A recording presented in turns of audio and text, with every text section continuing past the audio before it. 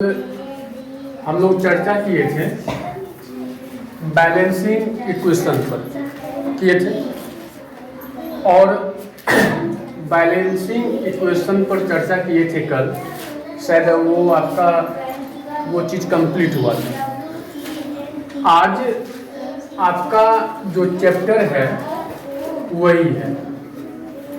आपका चैप्टर कह रहा है केमिकल रिएक्शन एंड इक्वेशन। ध्यान दीजिएगा, केमिकल रिएक्शन एंड इक्वेशन ये चैप्टर है आपका। और ये जो हेडिंग है ये है आपको रासायनिक प्रतिक्रिया और समीकरण का।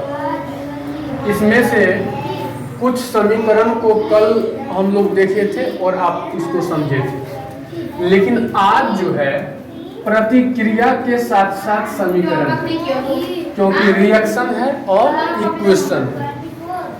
अब देखिए यहाँ पर अगर आपसे कोई सवाल करता है कि केमिकल इक्वेशन क्या है, वैसे जो है हमेशा एक चीज हर किसी के जुबान पे रहता है, जो ये चीज केमिकल से बना है, वो चीज केमिकल से बना है, ये चीज केमिकल से बना है, उसमें केमिकल का मिलावट है, इसमें केमिकल का मिलावट है। लेकिन केमिकल है क्या? व्हाट इज केमिकल और व्हाट इज केमिकल रिएक्शन, मतलब रासायनिक प्रतिक्रिया क्या है। हम आपको कल बताए थे कि प्रतिक्रिया में आपको इसके अगर मतलब को आप अलग अलग समझिएगा प्रतिक्रिया को, तो हम साइंस की भाषा में भी प्रतिक्रिया की मीनिंग को अलग टाइप से समझेंगे, और जनरली जब बात करते हैं तो उसमें भी प्रतिक्रिया को हम अलग टाइप से समझेंगे और समझते हैं। तो अगर सवाल होगा केमिकल इक्वेशन, तो आप इसका जवाब देते हैं कि रिप्रेजेंटेशंस ऑफ केमिकल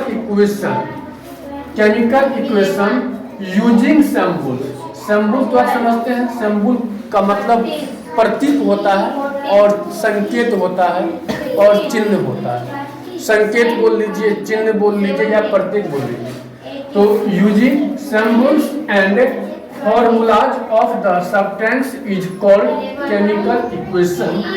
अब ध्यान दीजिएगा, केमिकल इक्वेशन अगर आपसे ये पूछा जाए कि रासायनिक प्रतिक्रिया क्या है, रासायनिक प्रतिक्रिया क्या है, तब आपको ये चीज बोलना है कि रासायनिक प्रतिक्रिया को आप तो 2 लाइन में समझा दिए।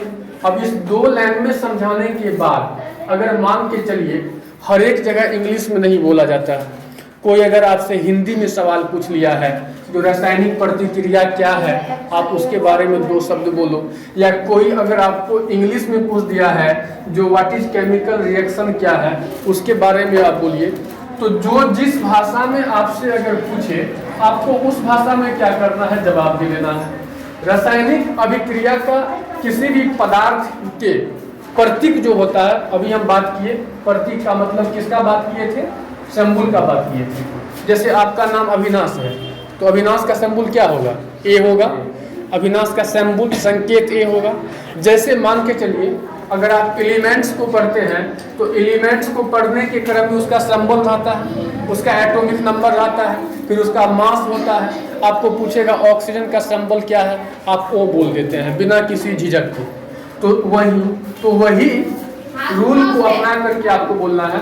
जो केमिकल इक्वेशन यहाँ तक हो गया। तो रासायनिक अभिक्रिया का किसी पदार्थ के प्रतीक और सूत्र, यहाँ पर क्या दिया है, सिंबल दिया है, और यहाँ पर क्या दिया है, फॉर्मूला दिया है। तो फॉर्मूला तो समझते हैं, सूत्र होता है। सूत्र के द्वारा निरूपण रासायनिक अभिक्रिया का लाभ। एक लाइन में ये चीज कंप्लीट हो गया। आप इसको जो समझिए, परिभाषा समझो, जो क्या परिभाषा ही। अब यहाँ पर देखिए एग्जाम्पल के द्वारा आपको समझाया गया है कि मान लीजिए यहाँ पर ए और बी लिखा गया है। क्या लिखा गया है, ए और बी।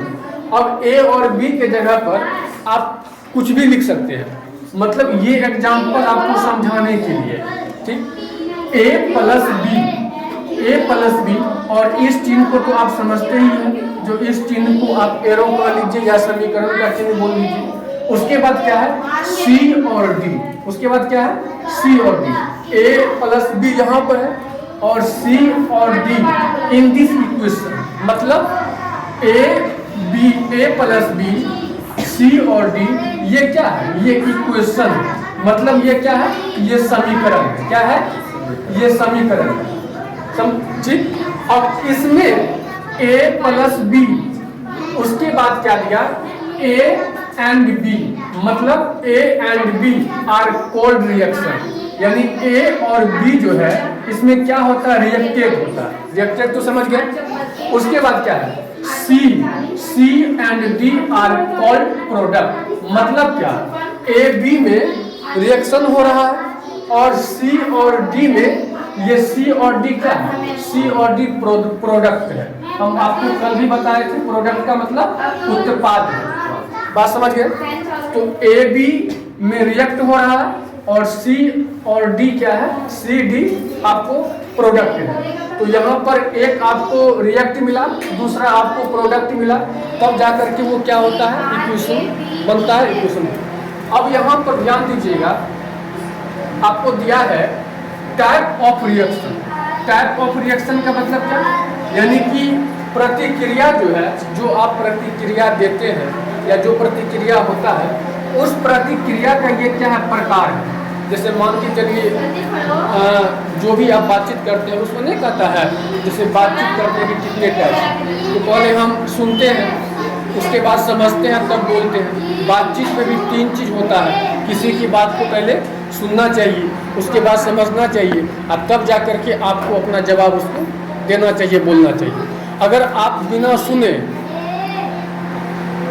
बिना समझे, अगर आप कभी भी किसी भी पॉइंट पर आप बोलना अगर शुरू कर दीजिए तो आपकी बात बेबुनियाद होगी, मतलब ना कोई तुक का बात होगा, ना उससे कोई तर्क साबित होगा, जो भी बात होगी वो क्या होगी, बेबुनियाद, उसका कोई मतलब ही नहीं रहेगा, नहीं रहेगा।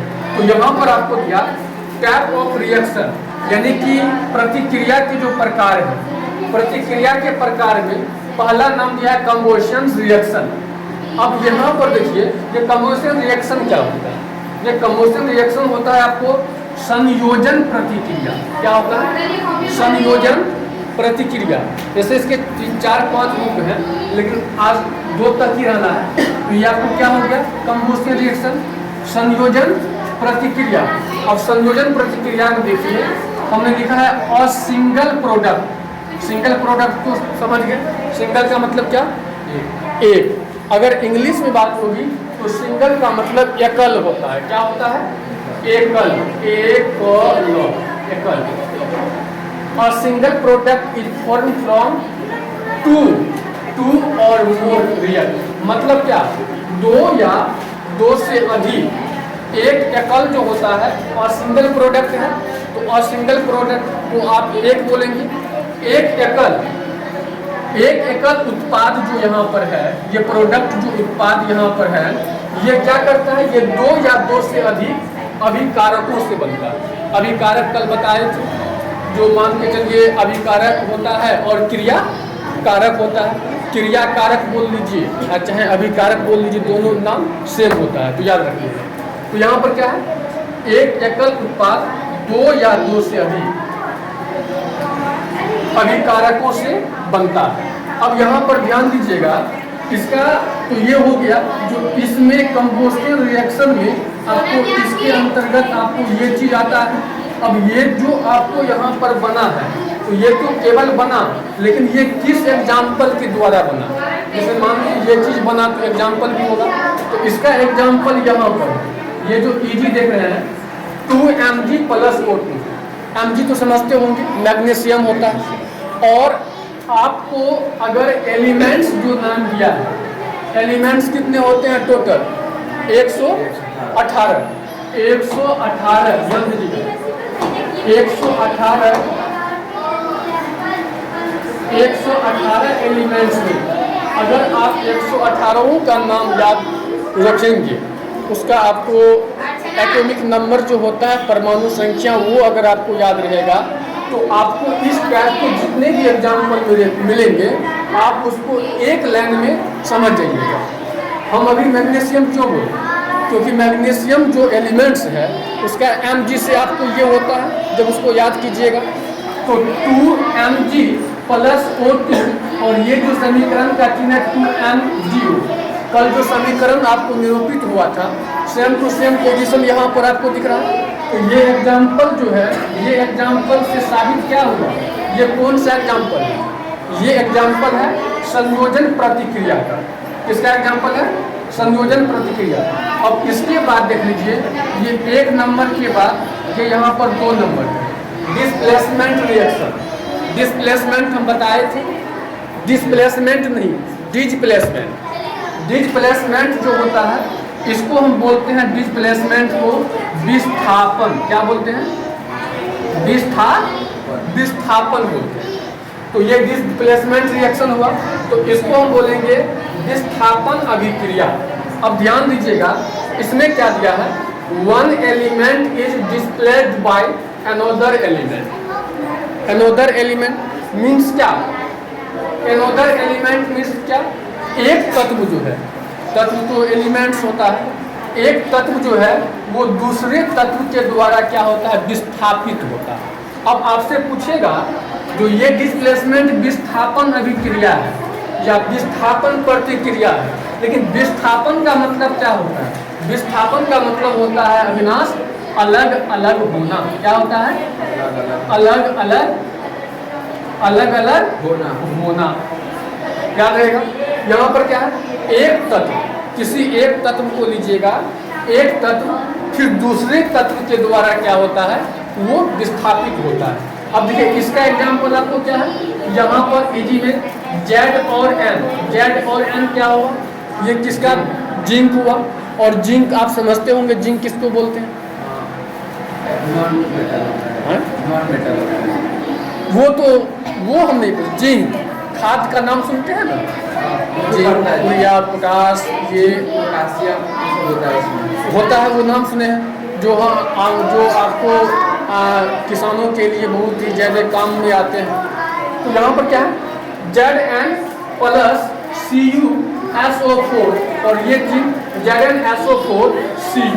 अब आपसे पूछा जाएगा, ये जैसे ऊपर में वो हुआ, तो ये कौन सा हुआ, ये हुआ विस्थापन प्रतिक्रिया का एग्जाम्पल।